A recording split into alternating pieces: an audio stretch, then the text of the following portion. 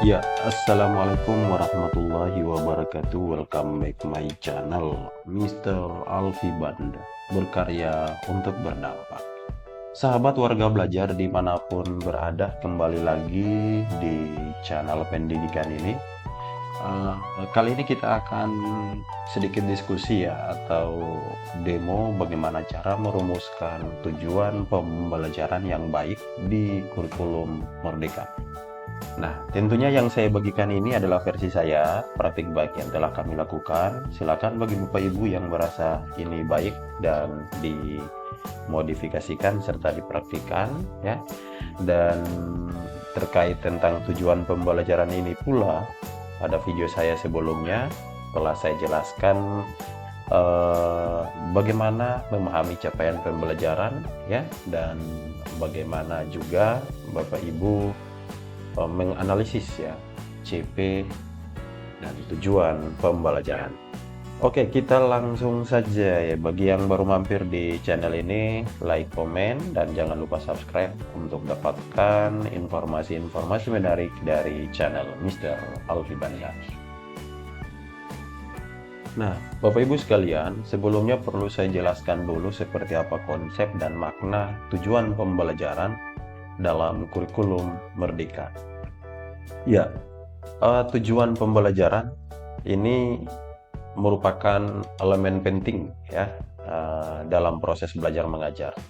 Tujuan pembelajaran adalah deskripsi pencapaian tiga aspek ya, kompetensi, yakni pengetahuan, keterampilan, dan sikap yang diperoleh murid dalam satu atau lebih kegiatan pembelajaran. Nah, Ibu Bapak sekalian, sedikit yang berbeda TP yang disusun oleh guru di kurikulum Merdeka dengan ketika kita bandingkan pada saat kita merumuskan TP di kurikulum 2013. Nah, kalau di kurikulum 2013 domainnya itu terpisah ya, ada TP pengetahuan, TP sikap ya, TP keterampilan. Nah, di kurikulum Merdeka ini pencapaian tiga aspek ini ya dilakukan dalam satu atau lebih kegiatan pembelajaran dengan satu tujuan atau dua tujuan tergantung lingkup dan lokasi waktu yang ditempuh. Artinya bahwa tujuan pembelajaran ini disusun perlu memperhatikan kemungkinan pengumpulan bukti yang eviden ya. Artinya dapat diamati dan diukur melalui asesmen, sehingga murid kita dapat dipantau ketercapaiannya atas tujuan pembelajaran tersebut.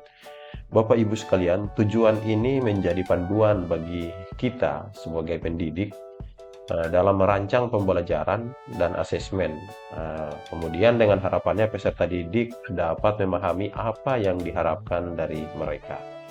Ya, sedikit seperti ini mungkin konsep tujuan pembelajaran. Nah, tujuan pembelajaran yang baik itu seperti apa ya? Nah, Bapak Ibu, tujuan pembelajaran yang baik itu adalah yang pertama, tujuan yang jelas.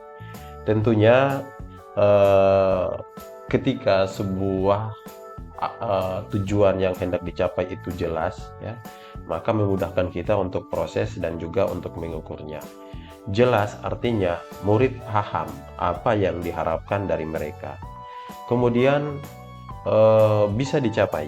Nah, tujuan pembelajaran yang bisa dicapai ini artinya mudah diukur pencapaiannya. Nah, murid bisa mencapai dengan usaha-usaha yang relevan, yang wajar, yang sesuai dengan keadaan dia.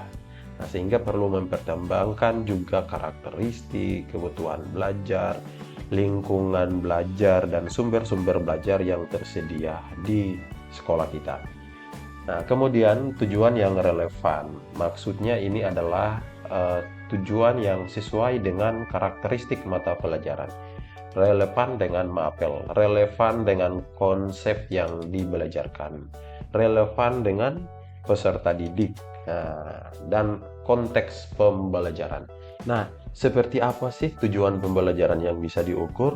Nah, Bapak Ibu, membuat tujuan pembelajaran yang bisa diukur, yang pertama adalah Ibu Bapak terbayang atau pikirkan bukti apa yang bisa diamati atau diukur untuk menunjukkan bahwa murid-murid kita itu sudah mencapai tujuan pembelajaran ya.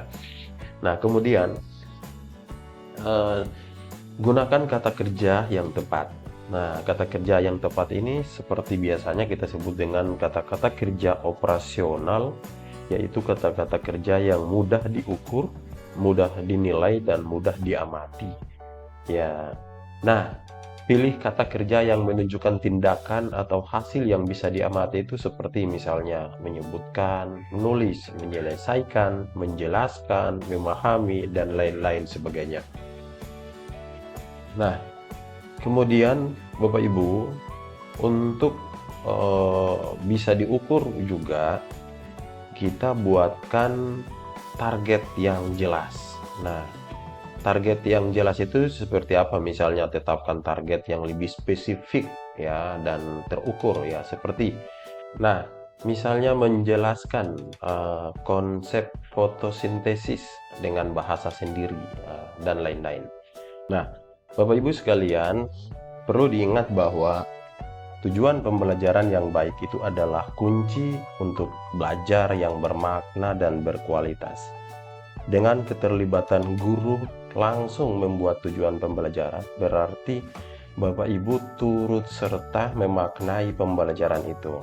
Nah, ini disarankan bahwa TP itu disarankan dibuat langsung oleh guru yang membelajarkan mapel atau konsep-konsep tersebut. Supaya apa? Supaya Bapak Ibu mudah menciptakan ya, menghadirkan pembelajaran-pembelajaran yang bermakna dalam rangka untuk membantu pencapaian tujuan tersebut. Nah, di beberapa sekolah juga pernah ya atau sering melibatkan murid dalam membuat tujuan pembelajaran. Ya, Bapak Ibu bisa gunakan asesmen yang beragam untuk mengukur pencapaian murid, atau berikan umpan balik yang lebih konstruktif lagi kepada murid-murid kita dalam rangka untuk membantu mereka belajar dan berkembang. Nah, seyogianya ketika Ibu Bapak merumuskan tujuan pembelajaran, kita sudah bisa membayangkan seperti apa aktivitas pembelajarannya dan seperti apa asesmen yang digunakan dalam rangka untuk mengukur ketercapaian tujuan tersebut. Oleh sebabnya, tetap kalau misalnya menggunakan metode backward design dari TP yang telah ditetapkan, Bapak Ibu sudah bisa memikirkan seperti apa desain pembelajaran, apa media yang akan digunakan, bagaimana sumber belajar yang bisa mendukung aktivitas pembelajaran, bagaimana lingkungan belajar diciptakan sehingga murid bisa merasa nyaman, tentram, ya, dan aman, serta menyenangkan. Nah, tentunya upaya-upaya ini dalam rangka untuk mencapai tujuan pembelajaran. Nah, Bapak Ibu sekalian, konsep tujuan pembelajaran adalah tujuan yang lebih umum, ya, bukan tujuan pembelajaran harian atau tujuan instruksional umum, bukan tujuan instruksional khusus. Oke, maksudnya bahwa tujuan pembelajaran ini dibuat agar lebih umum, ya, walaupun ruang lingkupnya itu meluas, dan Bapak Ibu juga diberi kemerdekaan bahwa tidak hanya satu kalimat CP, satu TP. Kalau memungkinkan bahwa CP itu bisa dicapai dengan 2-3 TP, itu juga boleh. Ya, ataukah Bapak Ibu membuat dalam bentuk tujuan pembelajaran umum, nanti untuk mencapai tujuan pembelajaran umum diturunkan indikator-indikator prasyarat atau yang kita sebut dengan indikator pencapaian tujuan pembelajaran. Tentunya ini dikembalikan lagi kepada Ibu Bapak guru yang memahami seperti apa karakteristik mata pelajaran Bapak Ibu, seperti apa keadaan murid-murid Bapak Ibu, seperti apa juga keluasan waktu ya, yang ada di kalender pendidikan sekolah kita. Nah, perlu difikirkan juga seperti ini. Oke. TP harian ini dapat diturunkan seperti tadi saya sampaikan menjadi indikator-indikator pencapaian kompetensi guna membantu pencapaian tujuan pembelajaran. Bapak Ibu sekalian, dalam merumuskan tujuan pembelajaran, kita bisa memperhatikan yang pertama, karakteristik mata pelajaran. Nah, ini penting ya, bahwa merumuskan TP yang efektif tidak hanya sekedar memahami CP. Karena Bapak Ibu perlu mempertimbangkan karakteristik mata pelajaran. Artinya perlu memahami pelajarannya. Pelajaran apa yang bisa diajarkan? Apakah mudah atau butuh pemahaman yang mendalam? apakah materinya abstrak ataukah bisa dilihat dan diraba misalnya? Apakah ada kaitannya dengan pelajaran lain? Nah, ini setiap guru mapel tentunya sudah memahami tentang mapelnya masing-masing. Silahkan Ibu Bapak bisa melihat di peraturan Beskap 032 terkait tentang karakteristik setiap mata pelajaran ya, mulai dari rasionalnya, tujuannya, dan karakteristiknya. Kemudian, konsep atau topik yang dipelajari. Oke. Nah, apa konsep atau topik yang mau dipelajari murid nih? Seberapa mendalam konsep tersebut? Apakah konsep ini saling berkaitan ya dengan konsep-konsep sebelumnya dan yang akan dipelajari? Nah, gimana konsep ini bisa dipakai dalam kehidupan nyata? Nah, kemudian apalagi karakteristik ya peserta didik. Ya, kita tahu bersama bahwa karakteristik murid itu beragam. Ya, kemampuan murid apakah beragam atau sama? Bagaimana gaya belajar mereka? Ada yang suka visual misalnya, auditory, ada yang cepat dengan cara kinestetik dan sebagainya. Atau apa yang mereka minati dan yang membuat mereka lebih semangat dalam belajar. Nah, tentunya ini bisa didapatkan dari aktivitas asesmen awal yang merupakan khas dari pembelajaran yang terdiferensiasi. Yang keempat adalah konteks lingkungan pembelajaran. Sesuai dengan keadaan apa saja sumber daya yang tersedia untuk mendukung pembelajaran saya. Misalnya, gimana budaya belajar di sekolah? Apakah orang tua murid aktif terlibat dalam proses belajar? Nah, ini penting Bapak Ibu bahwa